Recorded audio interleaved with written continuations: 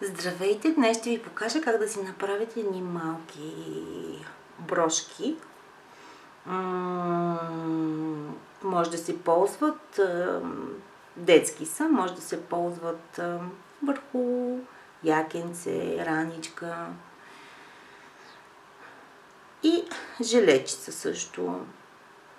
Така, за целта аз съм ползвала памучен плат. Формата не съм се съобразяла, всичките съм ги изработила, съвсем различна формичка имат. Изрязвате плата по този начин. След това с машина минавате краищата и след като е готово,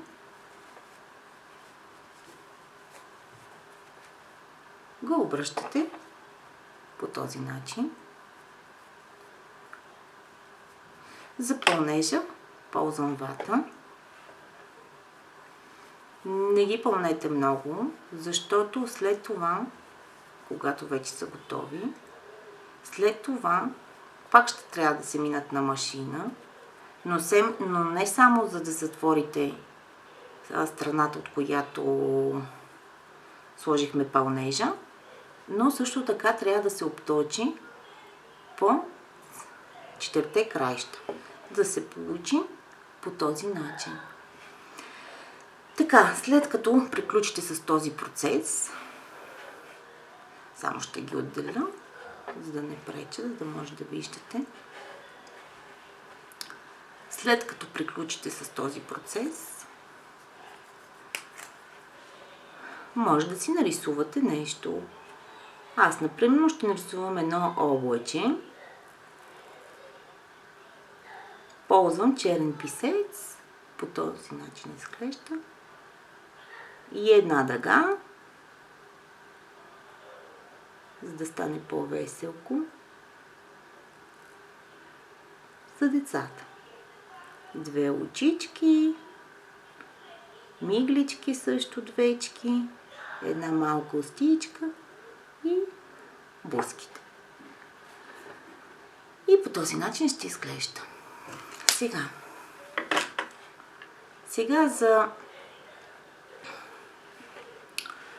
оцветяването ще отцветя това слънче с цветя. И ще трябва да ползвам отново, както знаете, върху плата ползвам само текстилни бои. В предишното видео показах боите, които ползвам. И тук съм нарисувала едно симпатично малко слънче. За целта ще ползвам бял цвят и черен, за да получа сиво. Виждам, че сивото ми не е много сиво, по-скоро е повече бяло. Затова ще добавя още малко черно.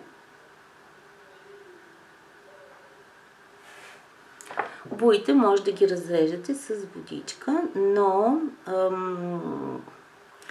ако ги разредите прекалено много, ще започне понеже е плат и попива и ще започне да излиза извън контурите.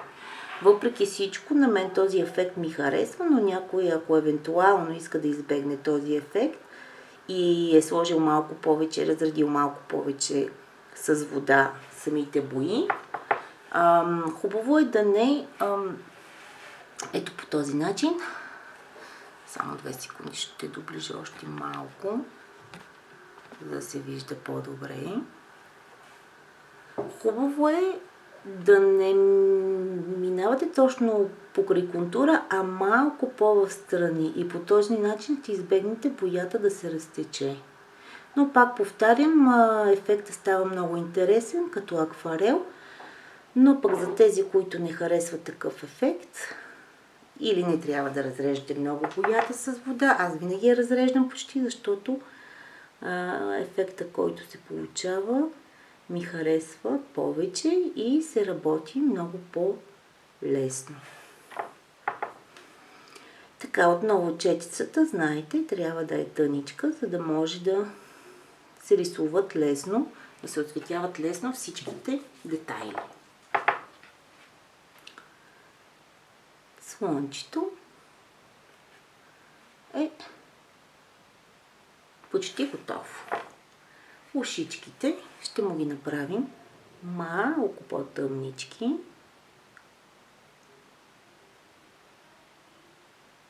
По този начин. Ще сложим още малко от тази страна. Да се получи точно това. След това другото ушенце по същият начин.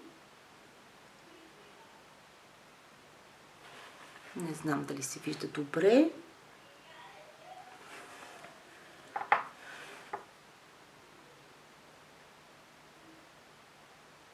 Така. И двете ушенца са готови. Така. Значи, сега ще направим вътрешността на ушичките в розов цвят. Както виждате, на това слънче съм сложила много цветя. Ще има изключително много цветя около на главата си и в кръченцата, при кръченцата също. Така. Ето тук също слагаме розовко. Блузките също ще има розовко от тази страна. Лекичко. И понеже хобочето, ако забелязвате, хобочето и очичките не се отличават толкова. Ще доближа малко камерата, за да може да се вижда по-добре. Ще повторим с черно очичките по този начин. И другото оченце също. След това мигличките. Слагам миглички, защото стои някакси по-симпатично. Това е ободчето. После ще му сложим и на него малко розовко накрая. Така. Сега вече може да се види по-добре слънчето, хубавчето е по-изразително. Така, сега в бял цвят, тук ще направя така едни точици, също така малко на хубавчето ще повторя лентичките, от тази страна също ще сложа малко бяло на ушенцето, на другото ушенце също. Така, очичките. Очичките по същия начин. Ще им сложим тук бяличко. След това ще им сложа малко синичко.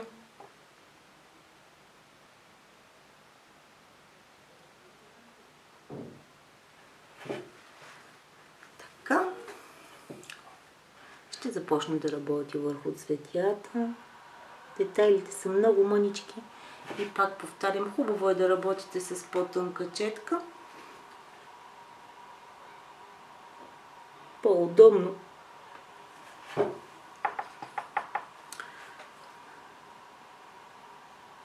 Хубачето в розовко.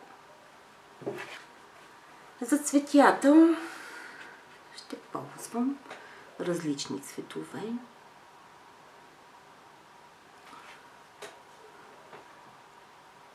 Разредени са с боите, пак повтарям, с водичка. От този цвят ще сложим и тук на главата едно цветенце да има. После с беличко така ще ги повторим на места. Ще сложим и оранжево.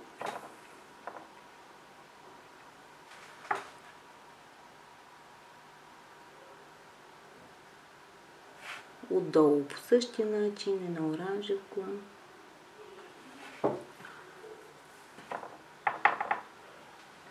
червенко.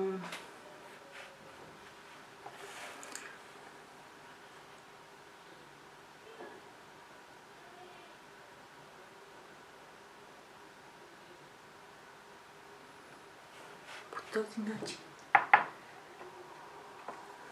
След това отдолу също ще сложим някое цветенце с червено. Хубаво е след като изсъхне самата брошчица, хубаво е да изгладите с ютия, но преди това поставете едно парченце плат, за всеки случай, да не се получи нещо. Това са за очичките. Така, какъв друг цвят? Зеленко. Зелен цвят ще сложим също.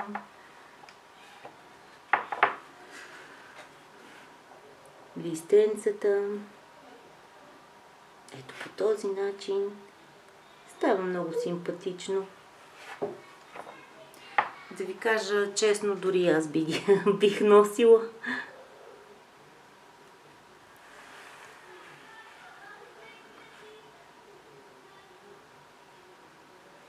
Листенцата в зеленко.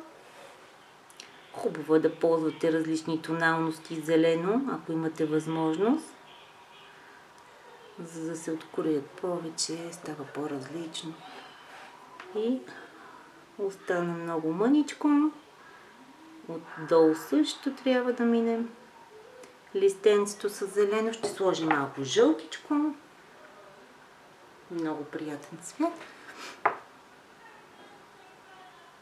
който се откроява много добре. Отгоре също ще сложим в жълтичко едно цветенце. По този начин. После ще му сложим и бяличко и ще стане много симпатично. И какъв друг цвят? Имам и лилаво. Ще сложим малко лилаво. Ето така.